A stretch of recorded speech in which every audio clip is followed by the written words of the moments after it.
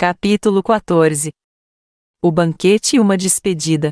O último contato ocorreu em 23 de agosto de 1954. Neste momento, Desmond Leslie estava em Los Angeles com o propósito de cumprir um contrato de uma série de conferências. Ele sabia que eu estava prestes a ter esse contato e ele estava ansioso para vir comigo. Embora eu também esperava por isso, os irmãos, por razões que eles não me deram, não puderam ceder ao pedido. Quando eu penso sobre isso, eu suponho que foi pelo fato de que, algumas das coisas que me foram mostradas e explicadas das vezes anteriores, não poderiam dar sequência para alguém sem contatos anteriores. Meus amigos Fircon e Ramu me encontraram como de costume. A caminho para a nave de reconhecimento, Fircon disse: "Devo dizer-lhe que o encontro desta noite será uma reunião de despedida para você e para nós. Depois de te trazer de volta ao seu hotel esta noite, voltaremos para a nave de reconhecimento, e, em seguida, para a nave transportadora que nos levará de volta aos lares de nossos planetas. Nossa missão na Terra estará cumprida." Uma grande tristeza me invadiu. Ramu disse rapidamente: "Mas você está nos perdendo apenas na forma corpórea. Não se esqueça de que ainda podemos nos comunicar mentalmente, onde quer que estejamos." Eu ensaiei por me reconfortar com essa ideia, mas no momento isso parecia não ser suficiente. Então Fircon disse, com sua voz cheia de compreensão: "Você é nosso amigo, e todo o espaço que pode se estender entre nós nunca poderá mudar isso." Eu senti vergonha da minha emoção. Embora eu não pudesse eliminá-la completamente, eu consegui superar isso de alguma forma. Fiquei imaginando se algum outro homem de contato, vivendo temporariamente em nossa Terra, poderia, eventualmente, ser designado para me encontrar no futuro. Mas a esta pergunta silenciosa, não recebi nenhuma resposta. Fiquei com a sensação de que isso poderia realmente ser a despedida, pelo menos por algum tempo, não só para os dois amigos entre os quais eu agora estava sentado enquanto rodávamos juntos, mas também para qualquer outra excursão para o espaço. Como se pode imaginar, esta emoção passou a todas as coisas novas e maravilhosas que eu estava por ver nesta noite um caráter marcante de profundo apreço. E isto, somado à gratidão por tudo que eu já havia recebido, produziu uma plenitude no meu coração que eu nunca poderia traduzir em palavras.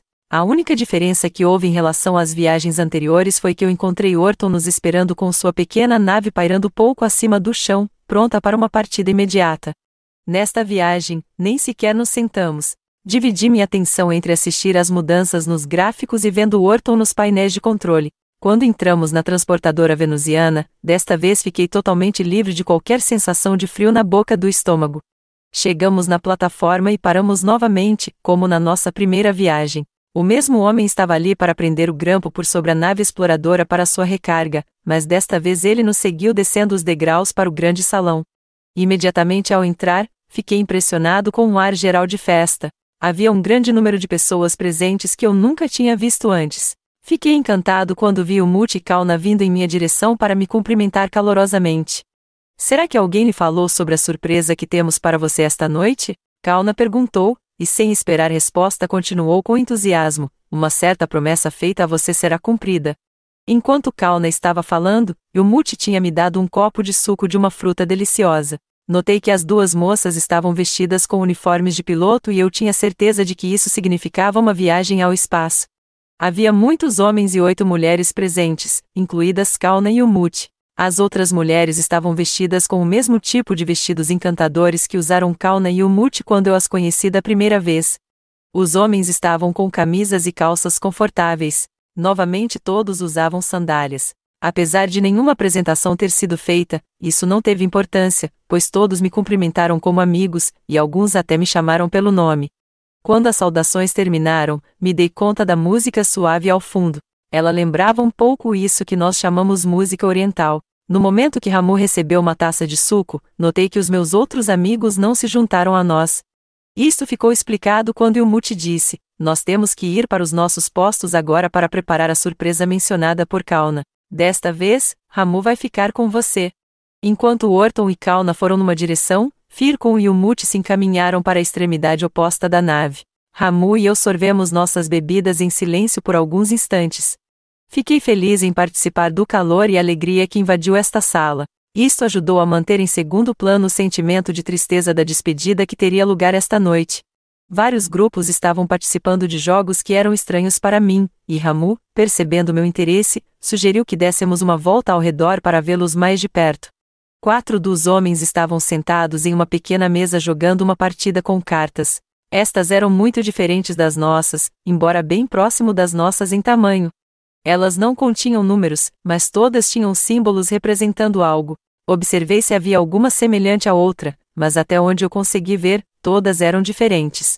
Outro grupo de homens faziam rolar pequenas bolas coloridas ao longo de uma tábua lisa. Eu tentava adivinhar se estas estariam carregadas com algum tipo de magnetismo, já que não havia ranhuras na tábua e que portanto as bolas não se moviam livremente.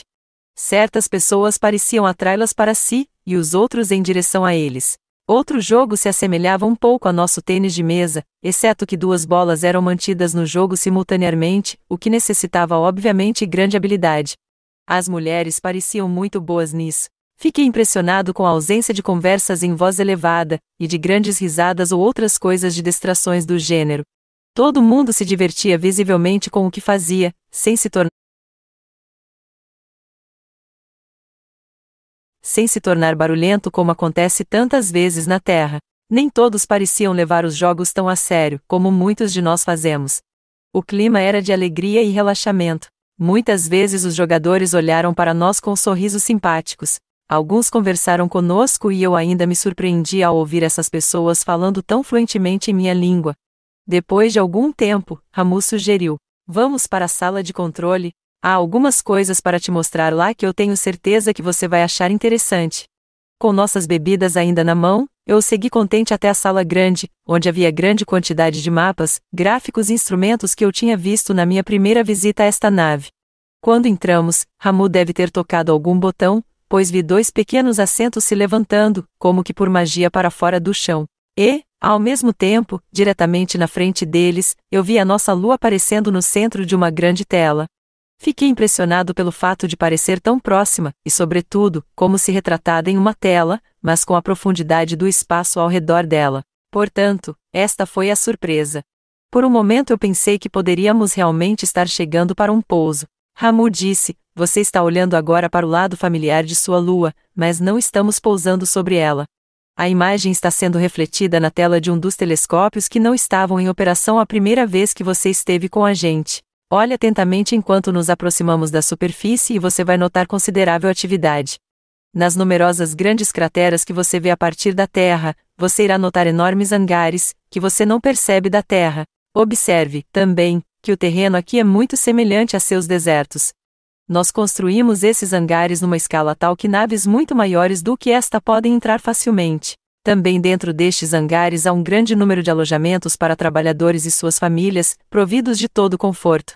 Água em abundância é canalizada para dentro a partir das montanhas, exatamente da mesma forma que vocês fazem em sua terra com o objetivo de levar fertilidade para suas áreas de deserto. Quando uma nave entra nesses hangares, um processo de despressurização dos passageiros ocorre. Isto requer cerca de 24 horas. Se isso não fosse feito, o pessoal iria experimentar o maior desconforto ao descer na Lua. Tal processo de despressurização ainda não é nem concebível para os terráqueos. Eles entendem ainda muito pouco sobre as funções corporais e seu controle.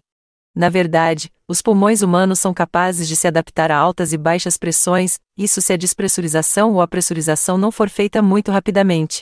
Se apressada, a morte seria o resultado. Eu ficaria feliz em ter sido submetido à despressurização necessária para o privilégio de realmente aterrar na Lua. Não havia nada exigindo meu retorno imediato para a Terra. Mas, com um sorriso compreensivo, Ramu disse: "Nós temos muitas coisas reservadas para você além de mostrar-lhe o outro lado de vosso satélite, antes de que nós o levemos de volta à Terra.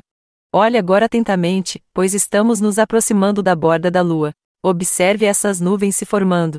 Elas são leves e parecem estar vindo de nenhum lugar, como as nuvens costumam fazer. A maioria delas praticamente não ganham densidade e se dissipam quase imediatamente. No entanto, sob condições favoráveis, algumas ocasionalmente ganham densidade. São suas sombras que foram vistas por meio de telescópios da Terra. Agora estamos nos aproximando do lado nunca visto da Terra. Olhe para a superfície diretamente abaixo. Veja, há montanhas neste setor. Você pode até ver neve nos picos das mais altas, e um crescimento de troncos enormes nas encostas mais baixas. Deste lado da Lua há uma série de montanhas, lagos e rios. Você pode ver um dos lagos abaixo. Os rios se espalham em um corpo de grande massa de água. Agora você pode ver uma série de comunidades de tamanhos variados, tanto nos vales e nas encostas das montanhas. As preferências das pessoas aqui, como em qualquer outro lugar, variam no que diz respeito a viver em uma ou outra altitude. E aqui, como em outros lugares, as atividades naturais para suportar a vida são muito semelhantes aos de uma humanidade onde quer que seja encontrada. Se tivéssemos tempo para pousar, de se despressurizar, continuou Ramu, e depois andar nos arredores, você iria conhecer pessoalmente alguns dos habitantes. Mas, para o caso de estudar a superfície da Lua, a forma como você está observando agora é muito mais prática. Eu percebi a realidade disso quando uma cidade de bom tamanho apareceu na tela em frente de nós. Realmente, parecíamos estar no topo dos telhados, e eu podia ver as pessoas andando pelas ruas estreitas e limpas. Ali havia um setor mais densamente urbanizado que eu supus ser um centro de negócios, embora não estivesse cheia de pessoas. Notei que não havia nenhum tipo de carros estacionados ao longo das ruas, embora eu tenha visto vários veículos, movendo-se um pouco acima das ruas, já que parecia não terem rodas. Por seus tamanhos e suas diferenças uns dos outros, eles eram comparáveis aos nossos ônibus. Ramu explicou: poucas pessoas aqui têm seus próprios veículos, mas a maior parte deles dependem dos serviços públicos que você está justo vendo agora. Bem fora da cidade propriamente dita, havia uma relativa grande área livre com um imenso prédio de um lado. Parecia um hangar e Ramu confirmou isto, dizendo: tivemos que construir alguns hangares perto de algumas cidades para a necessidade de desembarque dos suprimentos que trazemos para a população daqui, enfim, tudo que eles não têm disponível localmente para as suas necessidades. Em troca, eles nos fornecem certos minerais encontrados na Lua. Enquanto eu olhava, a cidade parecia de repente recuar e Ramu me disse que agora estávamos viajando de volta para o espaço entre a Lua e a Terra. Você tem alguma pergunta a fazer antes que voltemos para o salão? Disse ele. Eu não pude pensar em nenhuma e balancei a cabeça negativamente. Nesse caso, disse ele, com os olhos brilhando, o melhor é passarmos para o salão. Um banquete está sendo preparado para celebrar o regresso para a casa de Fircon e eu. Mais uma vez eu me senti envergonhado pela emoção que me veio ao lembrar da separação iminente, e eu a venci mentalmente, ao me colocar em seus lugares. Não seria eu feliz no lugar deles na mesma circunstância? Sem nenhuma dúvida, eu o seria sim. Qualquer lágrima que eu pudesse derramar seria só para mim mesmo, pensei, esforçando-me para esconder o sofrimento. E ainda pensei, por vocês eu sou feliz. Orton e Kauna nos encontraram na porta e entramos na sala juntos. Vi que a grande mesa havia sido preparada em um canto da sala. Algumas das mulheres, que antes jogavam, agora estavam dando os toques finais aos preparativos. Quando Fircon e Umut entraram por uma porta mais distante, Kauna se juntou à sua amiga e as duas moças saíram da sala juntas. Em poucos minutos, elas retornaram, tendo trocado seus ternos piloto por adoráveis roupas esvoaçantes. Uma bela toalha de fibras amarelo e dourado cobria a mesa, tecida em desenhos coloridos sem nenhum padrão definido. Os lugares haviam sido dispostos de ambos os lados em todo o seu comprimento. Os talheres estavam de uma forma bem diferente do que em nossas casas, e mais práticas, pensei. Eles pareciam ser feitos de várias combinações metálicas, admiravelmente gravados. Havia uma cadeira na cabeceira da mesa, e eu contei 14 de cada lado. Quando Kauna e Umut se juntaram a nós, fomos convidados para nos sentar. Ainda estavam somente as 8 mulheres presentes, ficando um número de 21 homens, estando eu incluído. Ramu se sentou no lado direito do mestre e Fircon à sua esquerda, e Umut foi colocada entre Ramu e eu, e Kauna de frente, entre Fircon e Orton. Após todos estarem sentados, o mestre se levantou e por alguns momentos a sala foi preenchida por um silêncio respeitoso. Então, falando em suaves tons distintos, o grande mestre disse estas palavras: agradecemos ao infinito por esta presente substância. Que possam todos e cada um dentro de teu reino vasto serem igualmente providos. Que este alimento fortaleça nossos corpos para que eles possam servir ao Divino Espírito que habita dentro deles de forma agradável a vós, Criador de toda a vida. Depois que ele pronunciou esta bela oração, todos se uniram novamente num momento de silêncio. Então, antes de tomar o seu lugar, o mestre disse: estamos reunidos aqui hoje para celebrar com grande alegria a realização bem-sucedida da missão na Terra realizada por 2 de nossos irmãos presentes, Fircon e Ramu, que fizeram um bom trabalho. Nós compartilhamos sua felicidade da recompensa por seus esforços que lhes permite voltar a seus planetas familiares. Taças de cristal claro contendo líquido dourado pálido estavam sobre a mesa colocados em frente de cada convidado. Quando o mestre terminou de falar, ele levantou a taça, dizendo: Vamos beber abençoando um ao outro e para todos os nossos irmãos onde eles possam estar. Logo que levantei a taça para meus lábios, senti uma fragrância delicada e bebi o conteúdo de forma muito lenta, a fim de não perder nada do buquê. Ele não pareceu ser de natureza inebriante, mas talvez como muitos vinhos poderia ter efeito ruim, se tomado em excesso. No momento que levantamos as taças em honra a Ramu e Fircon, uma música suave veio de uma fonte invisível e encheu a sala. Não era música que eu tivesse alguma vez ouvido antes, parecendo vibrar por todo o meu ser, era uma melodia estranha e bela, apenas com ocasionais acordes sendo semelhantes à música terrestre. Uma vez que esta foi a primeira vez que eu tinha tido o privilégio de jantar em companhia de pessoas de outros mundos, eu estava naturalmente curioso para saber até que ponto a comida deles poderia se parecer com a nossa. Em cada extremidade da mesa, e no centro, estavam bonitas travessas cheias de frutas. Uma variedade parecia exatamente com grandes maçãs rosadas, cada qual com sua haste intacta. Antecipei sua crocante suculência logo que aceitei uma que me ofereceram. No entanto, quando eu a mordi, achei que a massa da fruta tinha a consistência de um pêssego firme e maduro, e seu sabor se situava entre o de uma cereja e o de uma maçã. O núcleo continha uma semente grande que parecia uma semente de maçã enorme. Uma outra fruta se assemelhava a framboesas gigantescas, tanto na aparência como no sabor. Este tipo de fruta tinha pelo menos 4 vezes o tamanho da maior das nossas. Colocadas em intervalos ao longo da mesa haviam grandes jarros, para recipientes, que continham uma variedade de sucos de frutas e outras bebidas.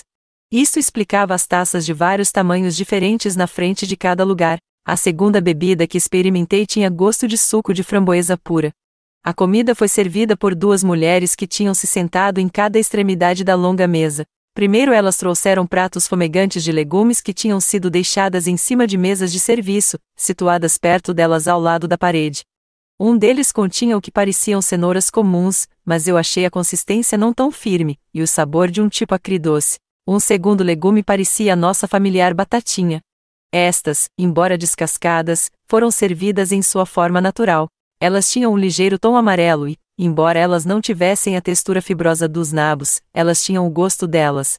Outro vegetal que eu experimentei tinha as folhas e coloração de salsa e um sabor de limão suave. Havia muitos outros vegetais que eu não experimentei. Naturalmente já comia pouco por natureza, e esta noite minhas emoções estavam a tal ponto perturbadas, que eu me vi quase que com nenhum apetite. Tentei, em vão, tirar de meus pensamentos o propósito desta celebração. Fircon e Ramu, meus bons amigos, me deixariam para ficar em suas casas distantes. No entanto, aceitei um pequeno pedaço de pão muito áspero e bastante escuro, e uma tira do que a princípio pensei ser carne. O pão tinha uma crosta de cor dourada e parecia ser feito principalmente de nozes, apesar que eu detectei também um sabor de grãos. Como eu mastigava a tira de carne marrom e mentalmente comparava seu sabor ao de carne bem cozida, Kauna me chamou do outro lado da mesa. Essa é a raiz seca de uma planta de Vênus, explicou ela. Em Vênus cozinhamos a planta fresca, e por isso, o gosto é ainda melhor, mas para nossas viagens nós a transportamos em forma seca. É especialmente nutritiva, uma vez que contém todas as proteínas presentes na carne e é mais fácil de ser absorvida pelo organismo humano. Uma tira de raiz como esta servida aqui é equivalente a 1 libra de sua carne. Ela também faz excelente tempero para outros alimentos. Para terminar a refeição, um grande bolo foi servido. Embora este tinha a aparência do que chamamos de bolo de anjo, a angel food cake, quando ele foi cortado eu vi que ele não tinha a consistência esponjosa elástica deste tipo de bolo. Além disso, embora especialmente branco, tinha estrias amarelas de través. A textura era muito fina e literalmente parecia derreter na boca. Tinha um sabor levemente doce, apesar de que quando a parte amarela era separada da branca, o sabor mudava de uma forma difícil de descrever.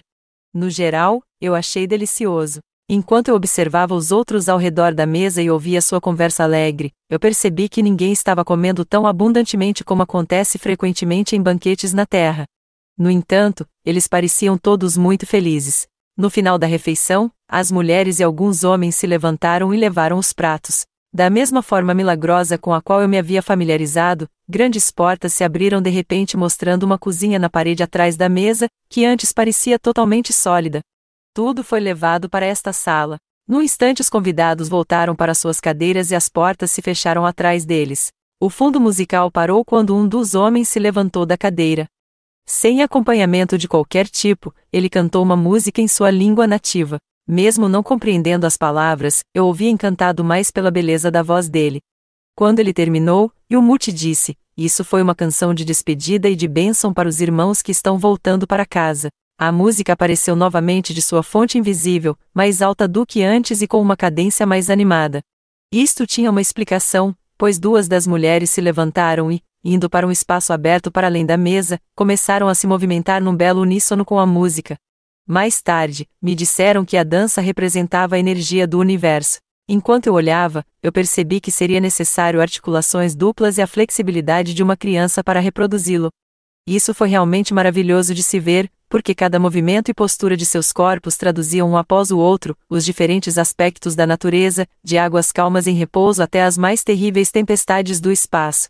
Para descrever um ritmo como esse é impossível, mas era ao mesmo tempo fascinante e profundamente emocionante de se ver. As jovens dançarinas mesmas eram adoravelmente belas e refinadas, e seus trajes pareciam mudar de cor segundo os movimentos, apesar de eu não ver nenhum jogo de luzes sobre elas. A palavra graça em sua significação mais superlativa não poderia fazer justiça a esta bela atuação. Quando a dança acabou, sendo que pouco tempo havia passado, o mestre falou para Orton, que veio até onde eu estava sentado. "Agora", disse ele, "queremos te mostrar cenas do nosso planeta Vênus. Elas serão transmitidas do lugar que você verá diretamente para esta nave." Eu vibrava de alegria com a possibilidade de tal viagem através de imagens e me perguntava sobre qual tela elas apareceriam. Mas aí não havia nenhuma tela. Ante meu olhar atônito, logo que as luzes se apagaram, a primeira cena apareceu suspensa no meio da sala. Orton parecia se divertir com meu espanto e explicou: "Nós temos um certo tipo de projetor que pode enviar e parar as imagens em qualquer distância desejada.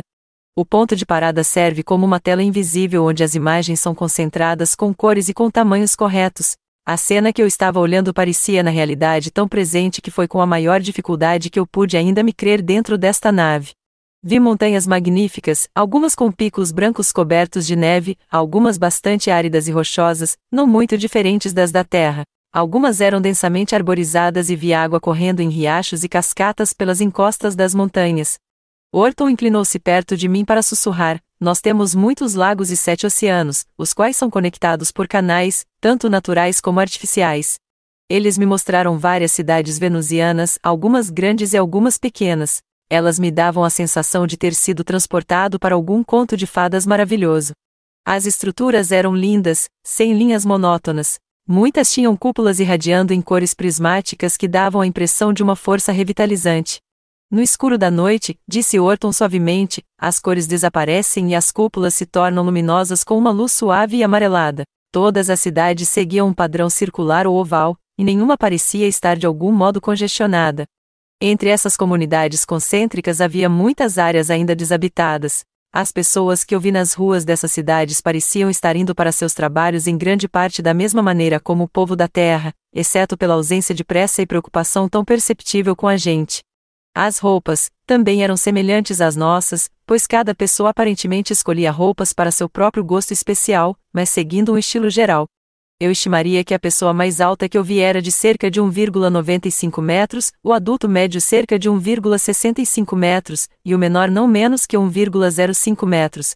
No entanto, estas últimas poderiam ser crianças. Eu não podia ter certeza, uma vez que ninguém mostrava sua idade como em nossa terra. Vi também algumas crianças muito menores do que os seres anteriores. Correspondente a nossos automóveis para transporte de um lugar para outro, vi veículos padronizados conforme a nave-mãe, mas em miniatura. Eles pareciam deslizar um pouco acima do chão, como aqueles ônibus em que eu vi na Lua. Esses transportes variavam no tamanho como nossos veículos, e alguns tinham o teto aberto. Eu queria saber como eles eram impulsionados, o que trouxe Orton novamente perto do meu ouvido, ao que ele explicou, por meio exatamente da mesma energia que operam nossas naves do espaço. As ruas estavam bem delimitadas e bordadas com magníficas flores de várias cores. Em seguida, foi-me mostrado uma praia na costa de um lago. A areia era muito branca e fina.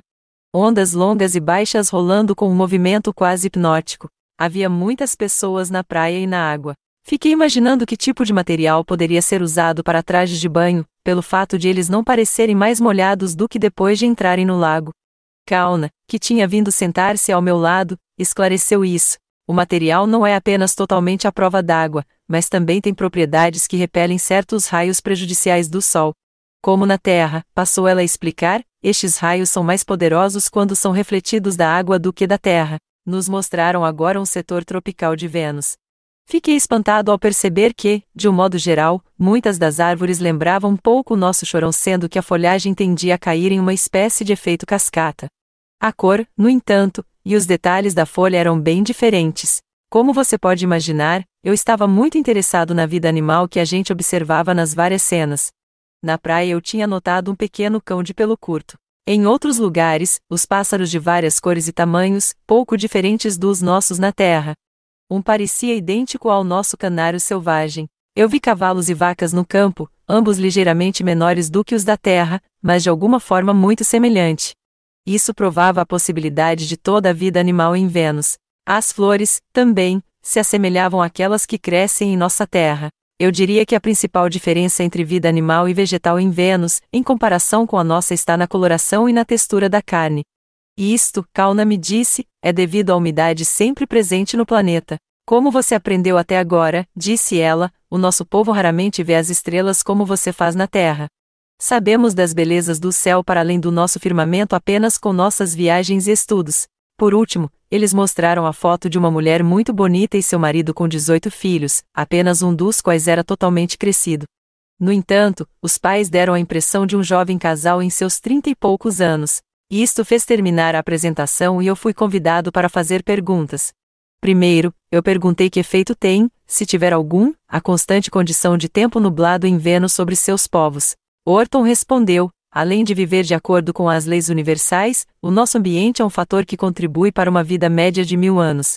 Quando a Terra também tinha uma tal atmosfera, a vida dos homens em seu planeta era muito mais longa do que agora. A formação de nuvens envolvendo nosso planeta funciona como um sistema de filtro para enfraquecer os raios destrutivos que de outra forma poderiam entrar em sua atmosfera. Chamo a vossa atenção para um registro contido dentro de suas próprias sagradas escrituras. Se você estudar com cuidado, você vai notar que o tempo de vida na Terra começou a diminuir quando a formação de nuvens diminuiu e os homens a partir de lá, pela primeira vez viram as estrelas no céu. Pode interessar a você saber que uma inclinação gradual de sua Terra está ocorrendo bem agora. Se esta inclinação for total, a fim de cumprir o seu ciclo, o que pode acontecer a qualquer momento, grande parte das terras que se encontram agora sob as águas vão emergir. Por muitos anos adiante, este solo encharcado estará em um processo de evaporação, que mais uma vez causará uma formação constante de nuvens, ou firmamento em torno de sua terra. Nesse caso, o tempo de vida será novamente aumentado, e se os povos em seu planeta aprenderem a viver de acordo com as leis do Criador, vocês também poderão alcançar 1000 anos em um só corpo. Esta inclinação de sua terra é uma das razões pela qual nós a vigiamos constantemente, pois sua relação com os outros planetas em nossa galáxia é muito importante. Uma inclinação drástica de um planeta, de alguma forma, afetaria a todos, e definitivamente alteraria as pistas em que devemos fazer as viagens espaciais. Certamente, qualquer inclinação violenta iria causar uma grande catástrofe para nossa Terra, não poderia ser? Eu perguntei. Isso está prestes a acontecer, respondeu ele, e além do que as leis que regem a relação do homem com o mundo em que ele vive não são compreendidas neste momento pelos homens da Terra, e eu quero enfatizar que o caminho errante que eles têm seguido de forma constante é, na verdade, a razão real de seu desconhecimento sobre a instabilidade presente de seu planeta. Através dos tempos, tem havido muitos sinais e presságios que o seu povo tem ignorado. Muitos deles foram assinalados em sua sagrada escritura na forma de profecias. Mas o seu povo não lhes dá atenção. E embora muitas já terem acontecido, a lição não foi aprendida. Não é sábio se tornar totalmente independente do Criador. A humanidade deve ser guiada pela mão por aquele que lhes deu a vida. Se o homem quer viver sem catástrofes, ele deve olhar para seu companheiro como se ele fosse ele mesmo, um sendo o reflexo do outro. Não é o desejo do Criador ver a humanidade ir contra si mesma numa crueldade e massacre desenfreado. Eu sei, eu disse, de que estamos entrando em um novo ciclo de algum tipo. Alguns dos meus irmãos na Terra chamam de idade de ouro, outros de aquário. Você pode me dar alguma luz sobre isso? No nosso planeta não chamamos estas mudanças dessa forma, pois só conhecemos o progresso. Mas, para responder à pergunta para seu entendimento, diríamos que se aproxima a era cósmica, por pouco que você poderá entender sobre isso. Vocês tiveram vossa idade de ouro, pois vocês adoraram mais o ouro do que a Deus. E uma era de aquário, como vocês chamam, pode ser apenas um tempo em que a Terra será afligida por excesso ou falta de água. Vocês passaram por ambas as condições. Isso de dar nomes a muitos dos períodos de mudança, é mais uma forma que contribui para bloquear a vossa compreensão. As pessoas da Terra devem aprender a progredir no ritmo dessas mudanças naturais e não estarem sujeitas a elas. Então eu perguntei, como você definiria a era cósmica? Na verdade, nós preferimos chamá-la de uma compreensão cósmica. Esta é a primeira vez em sua civilização que vocês têm, em sentido amplo, consciência da probabilidade de haver mundos habitados além do seu. Nós, aparecendo em nossas naves espaciais, como agora estamos fazendo tantas vezes em todos os céus do seu mundo, mesmo aqueles que não acreditam têm pouca escolha. Pela primeira vez na memória da humanidade em seu planeta, há provas contundentes de que a vida não nasceu como que por acidente, como até mesmo alguns de seus maiores astrônomos declararam. A humanidade está se manifestando em seu mundo, porque seu planeta é apenas um no meio de uma vasta criação ordenada do infinito único, onde todos estão sujeitos às leis divinas. Nossas naves realizam proezas em seus céus que nenhum avião terrestre de qualquer nação pode fazer. Seus cientistas sabem disso. Seus governos sabem disso. Os pilotos de seus aviões em todo o seu mundo nos viram e ficaram maravilhados. Milhares de pessoas têm seus olhos para cima e ficaram impressionados. Milhares mais em todos os lugares estão acompanhando e esperando por um vislumbre da nossa parte. Tudo isso foi predito por homens de antigamente. Eles disseram em suas profecias escritas que o mundo inteiro será perturbado, e que os sinais serão os seguintes: filhos de Deus estarão vindo do céu à terra para resgatar os povos.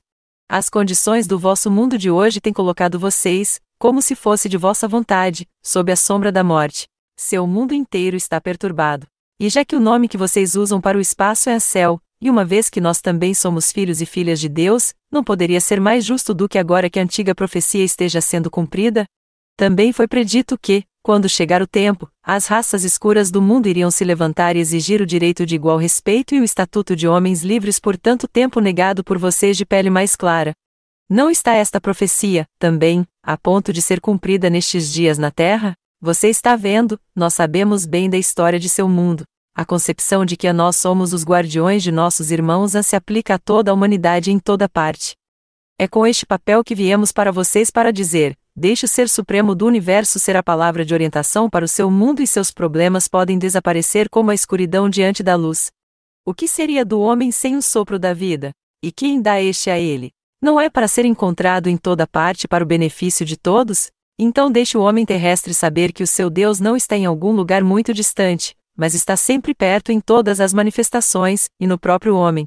Orton parou de falar e, por um momento, eu fiquei sentado, baixando a cabeça, pensando em suas palavras. Lentamente, fiquei consciente de um calor que parecia entrar em minha consciência. Levantando os olhos eu vi, olhando os semblantes desses que estavam me cercando, que isto que eu senti era uma bênção que vinha em minha direção. Então o mestre se levantou e se aproximou de mim. Como eu me levantei, os outros se levantaram também. Meu filho, disse ele, mergulhando seu olhar profundamente em meus olhos, muito do que nosso irmão te disse é contrário a muitas coisas que vosso povo aprendeu a considerar como verdade. Isso, em si, não tem nenhuma importância. Isso que foi aprendido ontem serve apenas como um trampolim para a verdade maior que poderemos aprender amanhã. Essa é a lei do progresso. Uma vez no caminho certo, não poderá ser de outra forma. É fundamental sempre que os homens trabalhem e se esforcem em conjunto com as mentes abertas, sempre conscientes de que jamais se saberá tudo. Há um guia infalível para determinar se o caminho é certo. Isso é muito simples. Se o resultado de seus pensamentos e ações são más, então o caminho que você está seguindo leva para longe da luz. Se boas coisas marcam o caminho que você toma, então sua vida, a vida de seus filhos e das crianças de todos será alegre. Bênçãos que não serão rompidas, nem por doença nem por discórdia, serão sua herança eterna. Ele tocou a minha mão em sinal de adeus, e saiu do quarto em um silêncio vibrante com as palavras que ele tinha pronunciado. Olhei longamente para os rostos dos meus amigos, imprimindo cada um em minha memória. Não houve nenhuma palavra de adeus, mas cada um levantou a mão, e eu levantei a minha. Então, eu deixei Orton me conduzir de volta, através da nave-mãe, em direção à pequena nave de reconhecimento. Ambos, Firkon e Ramu, me acompanharam de carro no retorno para a cidade. Nós não falamos nada. Quando estávamos de volta no hotel e havia chegado a hora de me despedir destes queridos amigos, um sentimento de comoção tremenda me envolveu. Nós trocamos apertos de mão e Ramu me disse baixinho: que a bênção do infinito te acompanhe. Eu os deixei subir para o meu quarto, solitário.